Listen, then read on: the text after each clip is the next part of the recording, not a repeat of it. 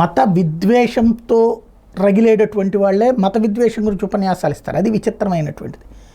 యూదు జాతి అంతం అన్నటువంటిది పంతం పెట్టినటువంటి ఏదైతే ఇస్లామిక్ తీవ్రవాద సంస్థలు నేర్పినటువంటి ఉచ్చులో చిక్కుకుని ఇతర ప్రాంతాల కంటే ఆ దేశాల్లో బ్రతకలేక మళ్ళీ అదే మత సంప్రదాయాలు పాటిస్తున్నటువంటి చోట్లనే అక్కడే బ్రతకలేకపోయారు. ఒక లెబనాన్లోనో, ఒక యెమెన్లోనో, ఒక పాలస్తీనాలోనో, ఒక సిరియాలోనో బతకలేక వేరే దేశాల్లో బ్రతుకు తెరువు కోసం వెళ్ళి అక్కడ కూడా మళ్ళీ మతపెచ్చతో ఏ మతం కారణంగా తాము ఆ దేశాల్లో బ్రతకలేక వేరే మతపు దేశాలకు వెళ్ళి అక్కడ కూడా మళ్ళీ మతపెచ్చతో బ్రతికేటటువంటి విచిత్రమైనటువంటి పరిస్థితులు తాజాగా నెదర్లాండ్స్లోని అమ్స్టర్డామ్లో ఇజ్రాయెల్ ఫుట్బాల్ అభిమానుల మీద స్థానిక ముస్లిం అరబ్ పౌరులు దాడులకు పాల్పడ్డారు.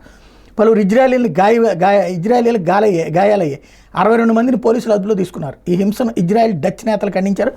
అరబ్ వ్యతిరేక నినాదాలు ఇస్తున్న ఇజ్రాయెల్ అభిమానుల వీడియోలు కూడా సామాజిక మాధ్యమాల్లో వైరల్ అవుతున్నాయి. అమ్స్టర్డామ్ వేదికగా జరిగిన ఫుట్బాల్ మ్యాచ్లో గురువారం ఇజ్రాయెల్ నెదర్లాండ్ జట్లు పాల్గొన్నాయి.